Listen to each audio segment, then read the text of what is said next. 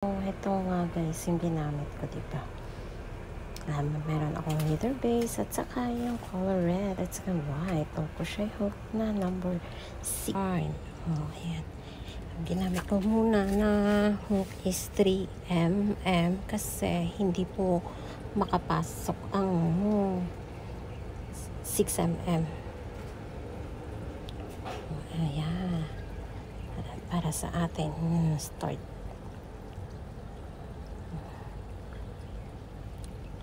Single stitch lang yung ginagawa ko nito guys. Ayan. Dahan. Diba? Yan siya. Tuloy-tuloy lang natin. Ayan na.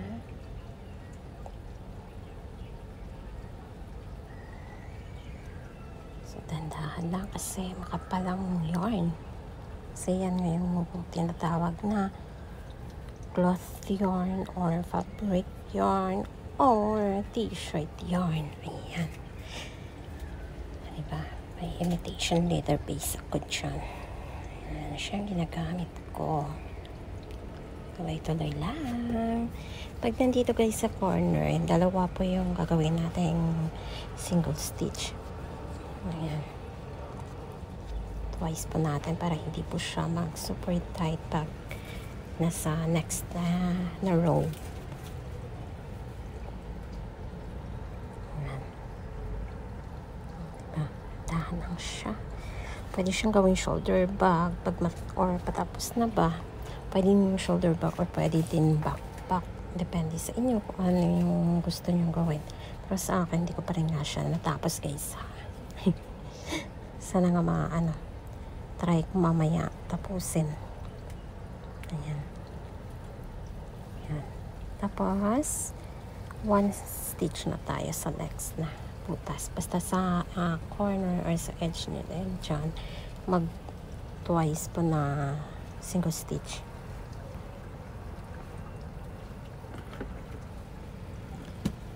Ayan na. Handahan lang, matatapos din naman yan. Ayan, diba? Kasi mas maganda talaga tingnan pag ganyan. Kasi matagal na ako hindi nakapag-hike kaya gansilyo time na lang muna ako. Time mag-gansilyo muna kasi malay natin someday makapag tayo mag small business tayo nito guys. Ayan. Pwede na pang kabuhayan ito someday. Kaya practice makes perfect muna. Practice more practice. Practice lang ng practice para maging magaling din tayo sa pag-agansilyo. At saka makarami tayo ng marami tayong magagawa.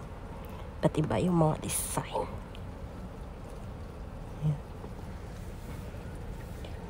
Diba? Bagal man pero okay lang. Masasanay din naman.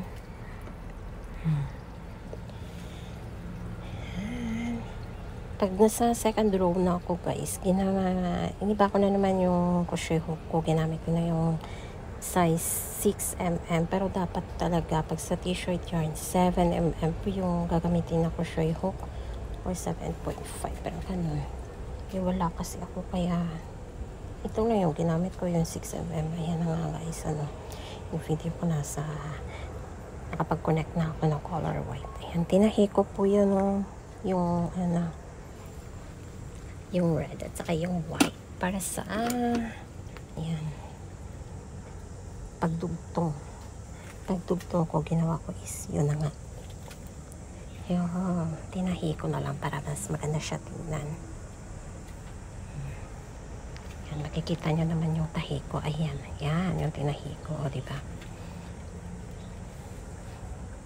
Kailangan practice muna kasi wala naman akong makina kaya kinamay ko lang sa pagtahi. Di yan lang yung outcome niya. Pero okay lang. So, yan na nga.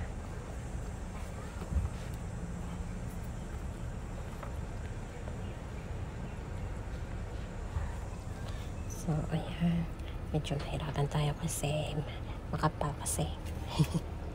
Okay lang, tuloy lang. Yun na, sana nga matapos ko na to kasi mas maganda siya tingnan.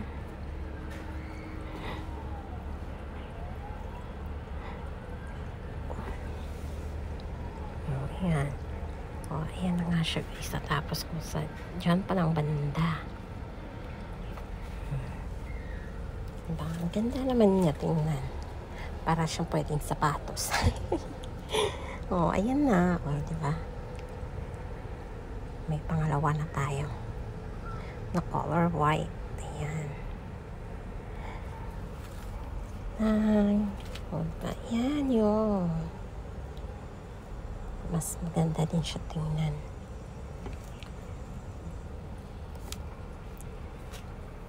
Kasi bitin tayo lagi sa oras. Ayan. Thanks for watching guys. Abangan guys sa mga next ko na videos. Salamat sa pag-watch. Tripod. So ayan na siya guys. Dito na muna ako nag-stop. Ayan. Diba? Maganda na din naman siya.